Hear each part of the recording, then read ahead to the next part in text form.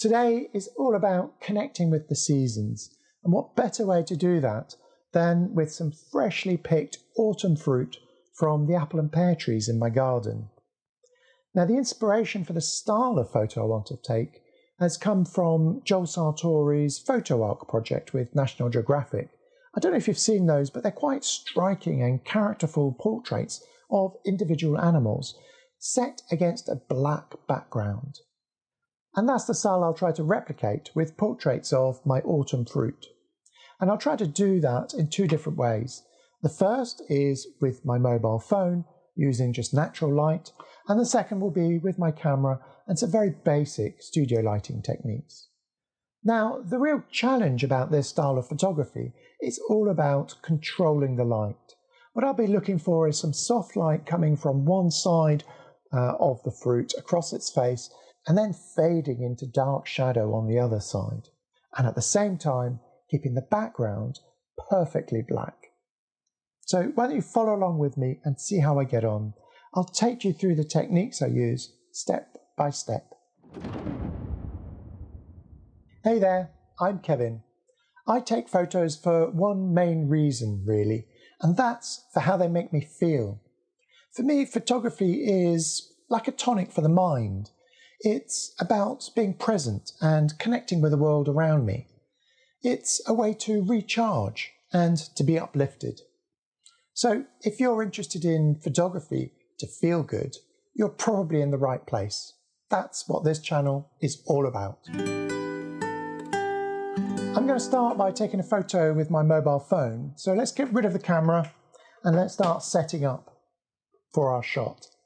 Now, the first thing we need to think about is that dark background. We need to create a black hole, really, where no light can reach.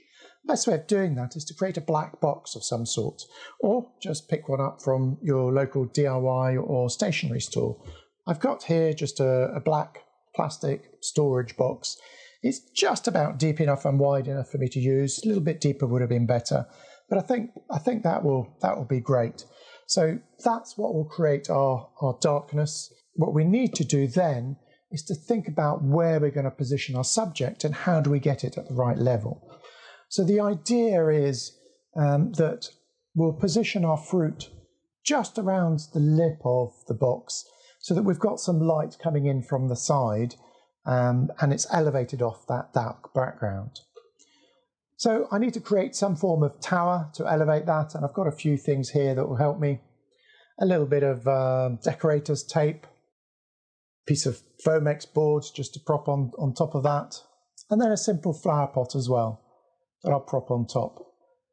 Hopefully that's now tall enough to get the fruit at the right level. And I think, yeah, that works great. What I'll have to do now is just to cover all of those items to make sure that they fade into the background as well. So what I've got for that is just an old black t-shirt really, and I'll cover all of those items in the tower with a t-shirt and make sure the bottom of that box, which is slightly reflective, is covered as well, as much as possible. Now I've still got the lights on in the studio here. Once I switch those off, then that background should go quite dark. You know, the basic principle is there. The problem I've got here is I've certainly got some light coming in from the side, and this is where there's one window, but I do have another window at the back here. So what I need to do is to find a way to cut that light out so that I really just have light coming in from one side. So I've just got a piece of card that I'll tuck in the back of the box there to try to hold it nicely out of the way and cut out the light from that back window. Okay, so that's the setup that I want to use. And once I switch the studio lights off, that should give me a nice soft light coming just from one side across the pair and keep the background in darkness. What I need to do now is actually to pick the right subject for my portrait.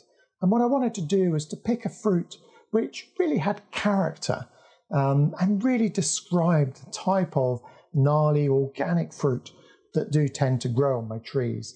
So I've got a couple of possible subjects here, which are some of the larger and slightly weirder shaped pears. And in fact, I think the one I'm going to use is this one here. It's quite an odd shape.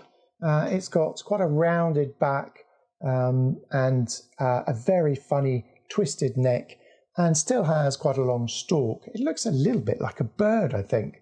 So I think I'm going to use that one because it really is the more interesting shape and texture of the pair. So all I need to do is to place that one on the location and try to get it into a position that brings out the best of those shapes. I'll just grab a little bit of masking tape, which I'll roll up into a ball and use to help to prop the pair in the position that I think gives us the best view. I think something like that is great. So now all we need to do is to switch the lights off and open our photo app on our phone. Now you can use any photo app really, even the default one on your phone is absolutely fine. Here I'm using Firstlight, and I'll leave a link to it in the description below. So all I'm going to do is to position the pair in the frame, and I'll try not to get too close. You really want to be about 10 to 15 centimeters or about 4 to 6 inches away from the subject to really be able to focus it on a mobile phone. I want to try to expose for some of the highlights so that I'm getting some real dark shadows in the background. So that's it. All I need to do is to try to hold the phone as steady as I can, center it on the screen, make sure that I've focused and exposed for the highlights, and then just take the picture. Now, one of the things that I find with taking photos with a mobile phone, and in this low light, it's quite easy for the photo to turn out quite blurry. So what I'll do is I'll use a little clamp that I have, and you could use anything to stabilize the phone. If you've got a Joby Gorilla Pod or something like that, that would be great. But this one has a little phone holder in it, so I can just pop my phone in there, move it around so that I get the pair in the right position in the frame. Again, I'll just expose for the highlights to try to get some of those deep shadows on the back side of the pair. Before I do that, I'm just going to set a timer. So if I do use something like a tripod or this clamp, what I tend to do is to set a 2 or 3 second delay on the photo so that once I tap it, the phone has got time to stop shaking before the photo is taken. So again, just try another one quickly. There you go. That's the photo taken with my mobile phone using this very homemade black box setup and just natural light. What we'll do is we'll take a picture with my camera and some studio lighting, and we'll compare the two at the end of the video. Here we are. Gone are the smartphone and pairs, and instead we have lights, camera, and some apples. They'll be the subject of the next shot I'll take. So let me just take you through this setup quickly. It's fairly simple, really. What I've done is I've put a black sheet up in the corner of the studio, and that will give us our dark black background, hopefully.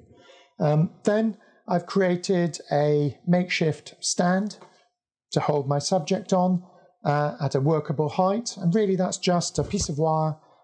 You could use anything really, a coat hanger or something like that I've fashioned to hold the apples at a workable height. About there seems to be great.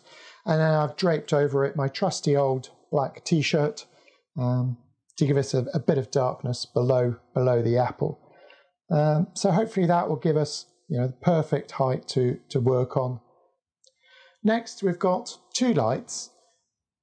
This one here is a main key light with a softbox on it, and I've got that with a warm golden glow light on there because that really is the colour of autumn, isn't it?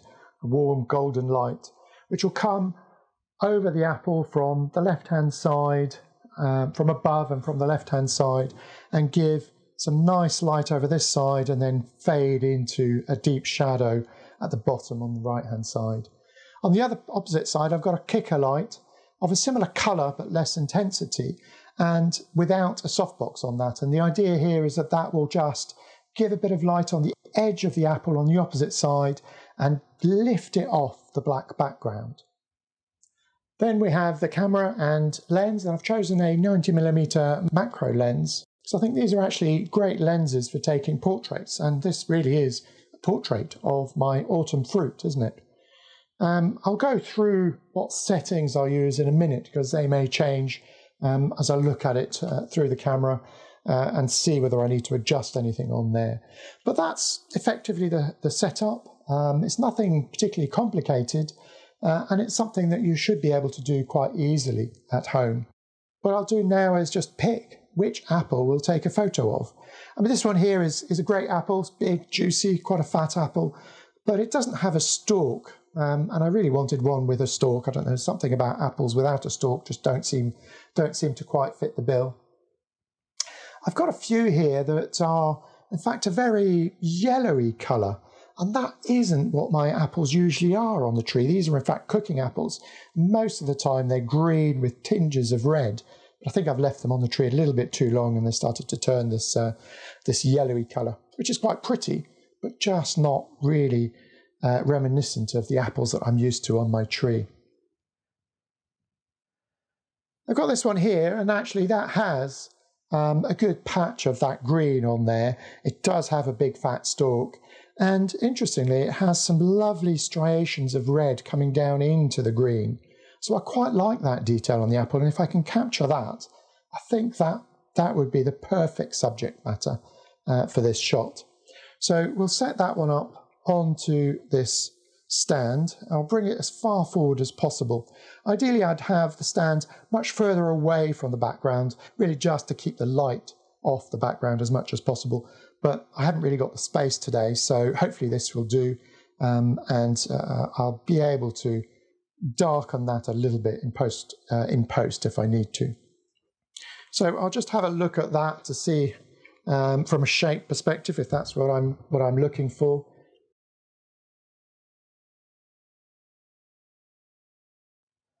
Yeah, I think that's not too bad, but I want to tilt the apple just slightly further forward because I can't quite see this dip where the stalk comes out. So I'm just going to take a bit of decorator's tape and make a little sticky ball, which I'll use to prop the back edge of the apple up slightly. It's just to give it that little bit more of an angle on there.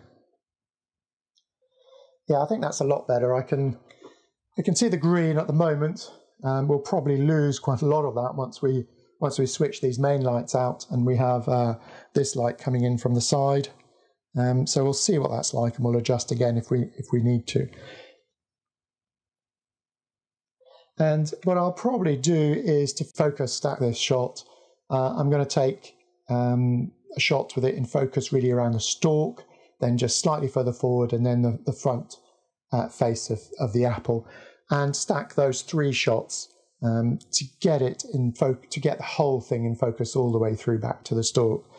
Now on this lens, I find that the sweet spot for sharpness and detail is at f5.6, so that's what I'll shoot it at, and hopefully that will just mean we only need the 3 photos to focus stack it. Okay, so I think we're ready. Let's just switch on our lights and kill the main lights. So sorry I've got into darkness, but it's the best way for me to get the right lighting on this apple. And what I'll do is I'll just take a test shot. Now I've set a 2-second delay just so that I don't jar the camera when I'm pressing the shutter on there. That's what I tend to do. You don't have to do that, it's really up to you. So let's have a look at this shot and see how it's come out. That's quite nice actually. We've got quite a bit of the striations coming through. We've got a little bit of the green, not as much as I would have liked, but maybe we'll turn him a tiny bit more to see if we can get a little bit more of the green coming through. And what I might do is just move this light just slightly there. Okay, let's try another test shot.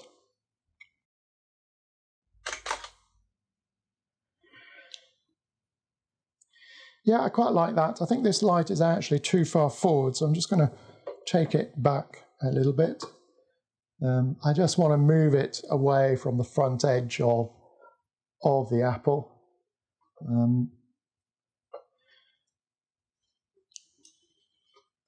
Let's take one last test shot with that. I think that's okay. So now what I'll do is I'll take 3 shots to get that focus stack working. One from the stalk, a little bit further forward, and then the front face of the apple.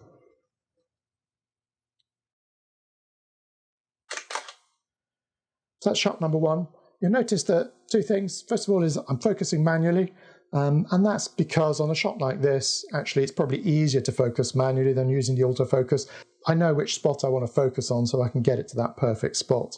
The other thing is I do tend to use the eyepiece rather than the back screen to focus and to set up the shot. And that's really, I think, force of habit more than anything else. I've always been used to using the eyepiece, but also I think I just get a clearer image. These back screens get quite scratched and damaged, well as actually through the viewer I get a much, much clearer image of what I'm doing. So let's take the next shot.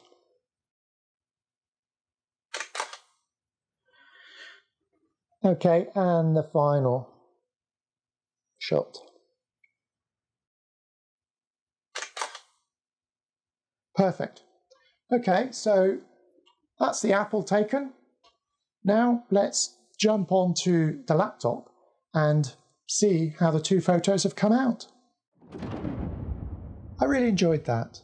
First, it was great fun attempting to replicate the style from the photo arc, you know, characterful portraits on a very dark black background. Second, it was great connecting with my trees through their fruit. Throughout the whole process, I was reminded about all the little pleasures that those trees give me throughout the year. Now I've got 2 pictures to permanently remind me of all of those little delights. Let's check them out. Now overall, I quite like both of them. They certainly achieve the effect that I like. We've got this black background with just the portraits of the fruit to enable them to sing and really bring out their character. I think I'm a bit disappointed with the kicker light that I used. I obviously had it on far too bright and probably too close to the apple. On both of them I've been able to capture the detail very well, which really is where all of the character lies on these. The pear in particular has a beautiful odd shape to it, and I think that really makes that photograph. That's it for this shoot. Why don't you let me know which image you like in the comments below. And if you enjoyed this video, do hit the thumbs up, and why not check out some of my other videos and photography techniques. In the meantime, thank you so much for watching. See you on the next shoot.